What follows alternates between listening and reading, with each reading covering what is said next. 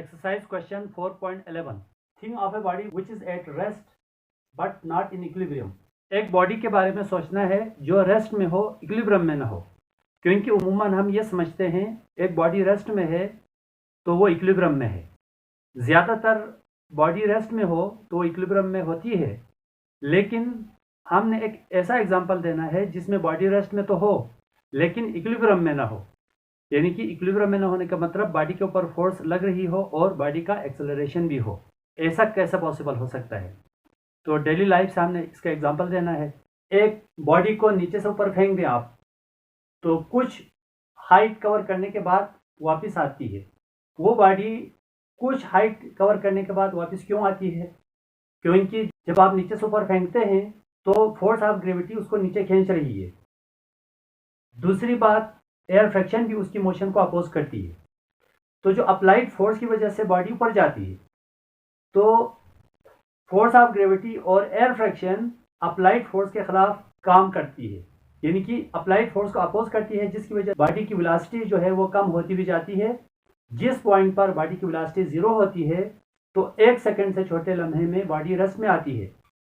फिर वो अपनी डायरेक्शन को रिवर्स करती है, लेकिन वो हमें पता नहीं चलता है क्योंकि ह्यूमन ब्रेन 1 सेकंड तक जो फिनोमिना आकर होता है, जो इवेंट होता है, वो हम महसूस कर सकते हैं। 1 सेकंड से छोटे टाइम में जो वाक़या होता है उसको हमारा ब्रेन सेंस नहीं कर सकता, हमें पता नहीं चलता। तो 1 सेकंड से छोटे टाइम के लिए वो बॉडी रेस्ट में आती है, फिर वापस डायरेक्शन रिवर्स करके वापस ग्राउंड की तरफ आती है। तो जब मैक्सिमम हाइट पर जब वो जिस लम्हे में वो रेस्ट में होगी, उस लम्हे में भी उस बॉडी के ऊपर फोर्स ऑफ ग्रेविटी लग रही है। जब फोर्स ऑफ ग्रेविटी लग रही है तो उसका ग्रेविटेशनल एक्सेलरेशन भी तो है, तो बॉडी रेस्ट में होने के बावजूद इक्विलिब्रियम में नहीं होगी। इसी तरह simple pendulum, mass attach to a spring, ball and bowl system, वहाँ पर भी एक्सट्रीम पोजिशन पर बॉडी जो है वो कुछ लम्हे के लिए रेस्ट में आती है, फिर डायरेक्शन रिवर्स होती है। उस वक़्त एक्सट्रीम पोजीशन पर वेलोसिटी 0 है तो कुछ लम्हे के लिए बॉडी रेस्ट में होगी, लेकिन रिस्टोरिंग फोर्स फिर भी उस बॉडी के ऊपर एक्ट हो रही है, तो बॉडी उस एक्सट्रीम पोजीशन पर भी रेस्ट में होने के बावजूद इक्विलिब्रियम में नहीं होगी। तो आपने सिर्फ एक एग्जांपल लिखना है, तो मैंने एक एग्जांपल का आंसर लिखा है, वही आपने नोट करना है। Exercise question 4.12. Why a body can not be in equilibrium due to a single force. Single force की वजह से बॉडी इक्विलिब्रियम में क्यों नहीं होती? हम अक्सर पढ़ते रहते हैं कि sum of forces acting on the body should be equal to 0, या the resultant force acting on the body should be equal to 0। Sum of forces कहने की हमें आदत है। तो सम ऑफ फोर्सेस, एक बॉडी के ऊपर लग रही है फोर्स, सपोज ये बॉडी है, इस डायरेक्शन में 5 न्यूटन लग रही है, इस डायरेक्शन में 5 न्यूटन लग रही है। तो एक सेम बॉडी पर two equal and opposite forces एक बॉडी के ऊपर लगे तो वो बॉडी इक्विलिब्रियम में होती है, क्योंकि सम ऑफ फोर्सेस 0 है। लेकिन सिंगल फोर्स से इक्विलिब्रियम में क्यों नहीं होती? अगर equal and opposite forces pair की फॉर्म में होती है तब जाके बॉडी इक्विलिब्रियम में होगी, वो आपस में कैंसिल हो जाएंगी। लेकिन सिंगल फोर्स जो है, सिंगल फोर्स तो कैंसिल नहीं होगी। तो सिंगल फोर्स जब बॉडी पे लगेगी तो बॉडी के अंदर एक्सेलरेशन पैदा करेगी। तो हम जानते हैं अगर एक्सेलरेशन, फोर्स लगने के बाद एक्सेलरेशन पैदा हो रहा है तो बॉडी इक्विलिब्रियम में नहीं होगी। इक्विलिब्रियम में होने के लिए फोर्स भी 0 होनी चाहिए और एक्सेलरेशन 0 होना चाहिए। तो जब सिंगल फोर्स लगेगी तो बॉडी के अंदर एक्सेलरेशन पैदा हो रहा है, इसलिए बॉडी सिंगल फोर्स के अंडर इक्विलिब्रियम में नहीं होगी। Exercise question 4.13. व्हीकल मीन्स उमूमन जो रेसिंग कार है या गाड़ियों की जो हाइट है वो हम क्यों कम रखते हैं? इसकी रीज़न क्या है? गाड़ियों के हाइट को कम इसलिए रखते हैं ताकि वो स्टेबल हो, ओवर टर्निंग का चांस कम हो। गाड़ियों के हाइट को कम रखेंगे, सेंटर ऑफ ग्रेविटी लोअर होगा। जब सेंटर ऑफ ग्रेविटी लोअर होगा तो कार या व्हीकल्स स्टेबल इक्विलिब्रियम में होंगी। जब वो स्टेबल इक्विलिब्रियम में होंगी, गाड़ी के ओवर टर्निंग का जो चांस है वो कम हो जाएगा। इस तरह से गाड़ी को एक्सीडेंट नहीं होगा। Question number 4.14. Explain what is mean by stable, unstable and neutral equilibrium. Give one example in each case. Stable, unstable और न्यूट्रल इक्विलिब्रियम को हमने एक्सप्लेन करना है। एक्सप्लेनेशन में सबसे पहले आपने डिफिनीशन लिखनी है, फिर इसको एक्सप्लेन करना है। और हर एक के लिए यानी स्टेबल इक्विलिब्रियम के लिए एक एग्जांपल देना है, अनस्टेबल के लिए भी एक एग्जांपल देना है और न्यूट्रल इक्विलिब्रियम के लिए भी एक एग्जांपल देना है। अगर पेपर में अगर स्पेस हो तो आप दो दो एग्जांपल भी दे सकते हैं, लेकिन एटलीस्ट एक एक एग्जांपल आपने हर एक केस में देना है। स्टेबल इक्विलिब्रियम, स्टेबल इक्विलिब्रियम में यह होता है अगर हम बॉडी को थोड़ा सा हम स्लाइटली हिलाने के बाद, यानी कि थोड़ा सा हिलाने के बाद हम छोड़ देंगे तो वापस ओरिजिनल पोजीशन में आ जाती है, उसको हम कहते हैं स्टेबल इक्विलिब्रियम। जैसा कि हम एग्जांपल से हम दिखा सकते हैं।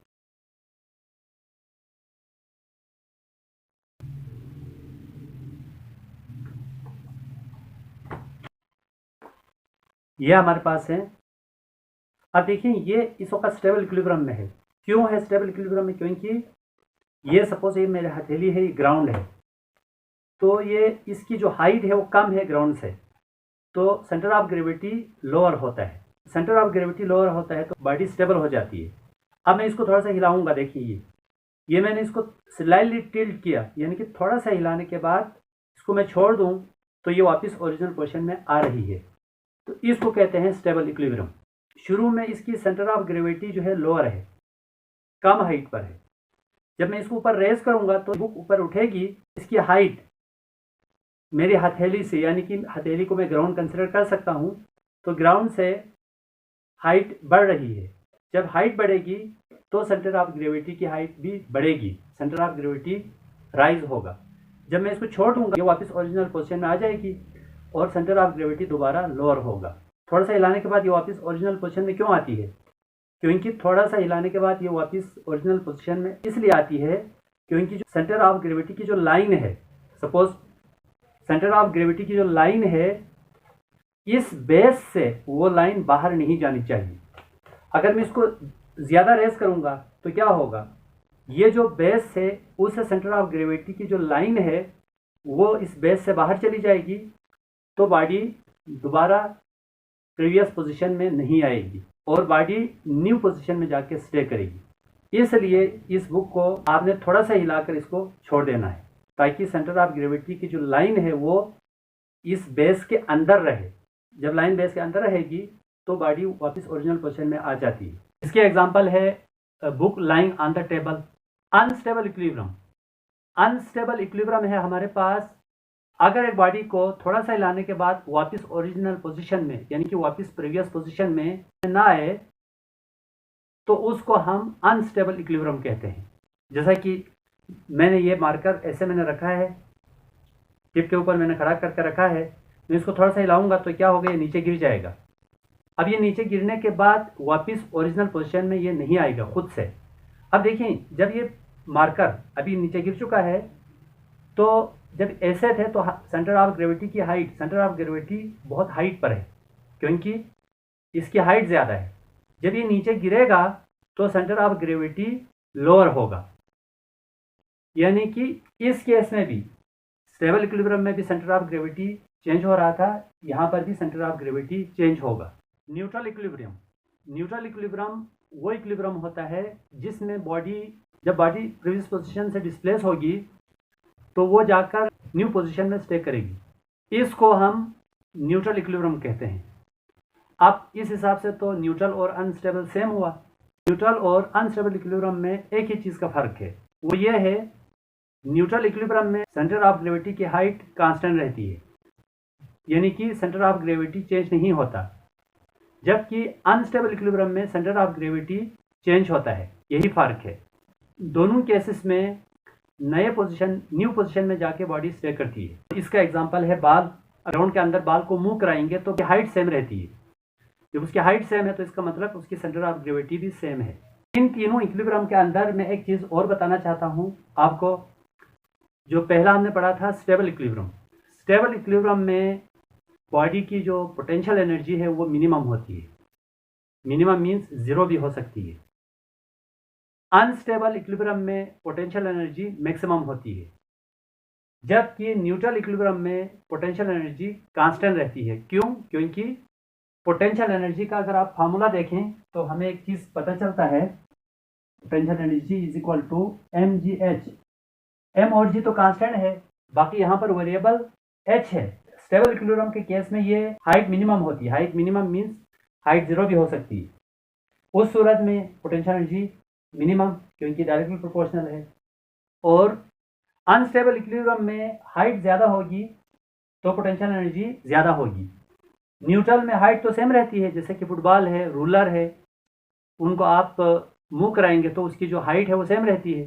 तो जब h कांस्टेंट है, mg ऑलरेडी कांस्टेंट है, क्या होगी? पोटेंशियल एनर्जी कांस्टेंट होगी। ये पॉइंट्स जो MCQs के लिए आ सकते हैं, इनको आपने केयरफुली याद करना है।